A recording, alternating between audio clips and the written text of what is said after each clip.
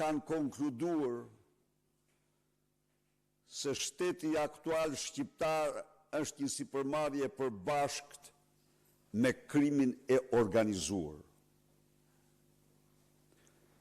Kjo është arsyeja ndër më kryesoret sepse komuniteti ndërkombëtar i Qendrës Djathtë i dënoi me dënim kapital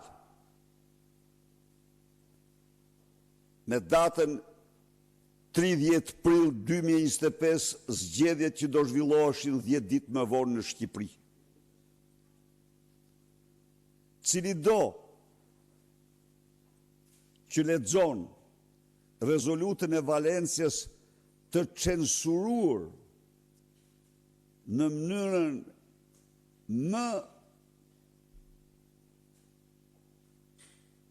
më totale, po thuj, nga mediat e qeverisë për shqiptarët, konstaton se ajo rezolut i thot opinionit publik ndërkombëtar dhe shqiptarëve se në Shqipëri nuk do ketë zgjedhje por farsë elektorale.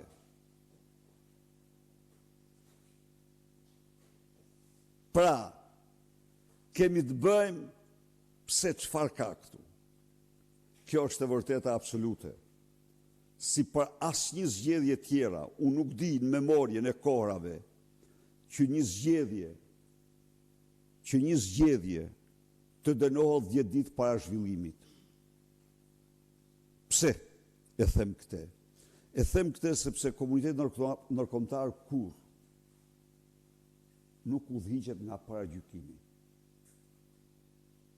Ose thot, kur nuk ka siguri, thot ka dyshime. Thot ka dyshime. Por këtu nuk ka thënë ka dyshime. Ka deklaruar se Edi Rama po blen vota me lek, sepse ka parë vendimin e dhënjes pensioneve, e dhënjes 100 euro pensionistëve. Ka deklaruar se po blen vota me kanabis, sepse ka parë vendimin e dhënjes 138 licencave. Nuk ka deklaruar se do falë gjoba se ky vendim ishte 2 ditë të fundit. Pra, kemi të bëjmë me një vdekje të paralajmëruar të procesit zgjedhor dhe zhvillimin e paralajmëruar të një farse zgjedhore. Farse të plot zgjedhore, si zhvillohet në gjitha regjimet narkodiktatoriale.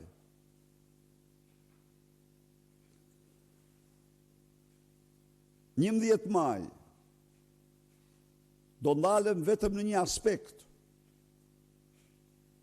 Në aspektin që me cilin fillova, ky shtet është ndërmarrje sipërbashkët, ndërmarrje përbashkët me krimin e organizuar.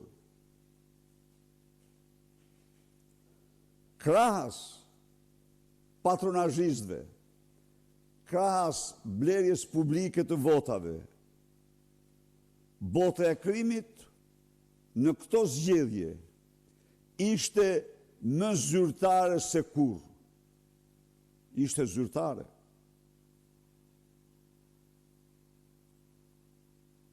Ajo veproi në ombrellën e prokurorisë dhe politikës, Edi Ramës, me të gjithë mjetet e veta.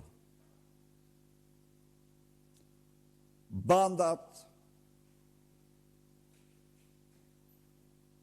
në qytetet e mëdha të vendit, po jo vetëm ato, arritën të fusin parlament, të punojnë për 28 deputet. Para jush, në fushat, unë kam denoncuar bashkërendimin e bandave të Durrësit dhe Elbasanit, darkat e shpeshta tek një lokal në Shkëmbi i Kavajs, në mos gabohem, diçka me kuajt ka ky lokal, më vjen mirë ta rikujtoj pak, kam botuar statusin, ku darkonin së bashku Ergys Agasi, Elvis Doçi, Suel Çela, Vangjus Dako. Tani, pas këtij denoncimi, ata u transferuan nga lokali Grazhdi i Kuajve, Kodra e Kuajve, faleminderit që ma kujtuat, tek lokali, tek shtëpia e Dakos në blok. Aty janë organizuar të gjitha takimet. Këto janë të gjitha të denoncuara. Tani, të pyesim pak shqiptarët, të kujt janë votat. Vetëm 3 nga këta kandidat, vetëm 3, ose 4 nga këta kandidat, kanë 80.000 votat regjistruara.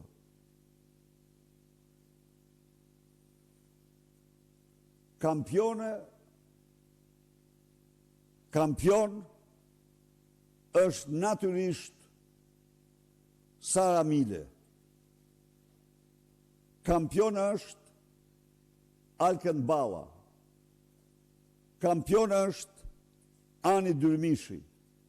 Kampion është Blendi Xhabafti.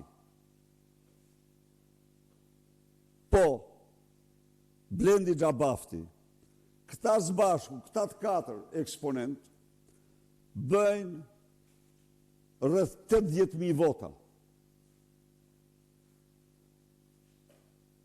Dhe nuk janë, pra këta janë vetëm pararoja e kontingentit të krimit të 28 deputetëve që morën urdhër për të bandat, morën urdhër nga Edi Rama për të mbështetur bandat.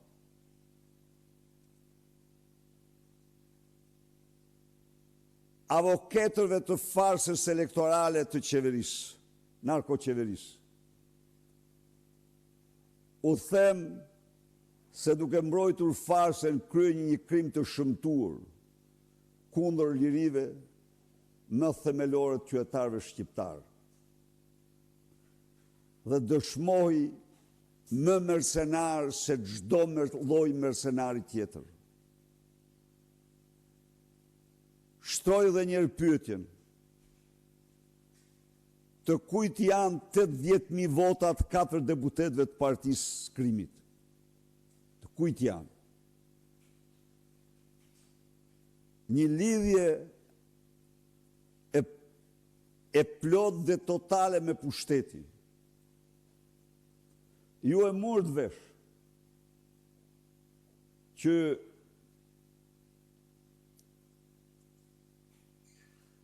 Elvis Doçi apo Poja në një harë kohor të shkurtër leje për ndërtim në 2 hoteleve, një në Durrës dhe tjetrin diku te Shkëmbi i Kavajs, me 2 sipërmarrje të veta. Por Altin Doçi, Altin Poja, nuk i sekuestror. Sipërmarrjen e Rock of Kavaja. Pasi e mbrojti kundrejt shumave e tjerë, nga shkurti që erdhi urdhri i arrestit nga Italia, pasi e njoftuan, se tani nuk kemi që bëjmë më tutje, dhe a jeton i qetë në vilën e Gjushit, aty thonë është, po, natyrisht, nuk e ka të vështirë, mund tjetë edhe në Surrel mund tjetë, s'ka ndër se ka problem fare, sepse a i ka qenë i ftuar frekuent i Edi Rams në Gostira, bashkë me Agasin dhe me këta tjerë, sepse thonë që edhe Surreli është